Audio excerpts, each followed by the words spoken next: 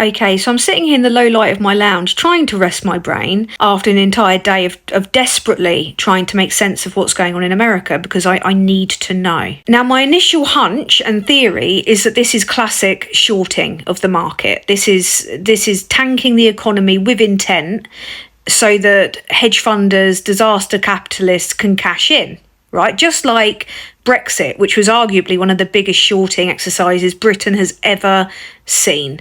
You know, get the proles to vote for your mad idea, and the only people that ultimately win economically are those that bet against the prosperity of their own country. Which, well, it was the biggest one until Truss was like, hold my beer, and absolutely screwed the economy and then invited hedge funders to a champagne reception the next day where they encouraged Kwarteng to double down, thus causing more problems. However, there's not much evidence as yet, and there's unlikely to be really when you think about it, that this has happened. You know, there is a possibility that in 6 months' time I'll look like a genius, but until then, like, it's important to note that this is just a theory, really. And when I get impassioned about something, I tend to lack the ability to go, well, this is just an idea. You know, I'm like, no, this is definitely what's happening.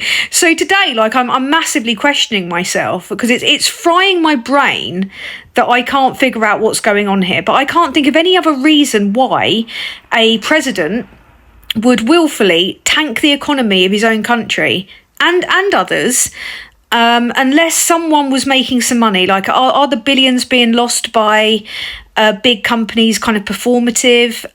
But there's no evidence as yet of buying and selling, the kind of like selling off that you would see prior and then the rebuying at a reduced rate that you'd see. It's just not there yet, but then it's kind of unlikely to be. So it's okay not to know, but when something as absolutely batshit as this is going on, that's going to have repercussions for millions of people,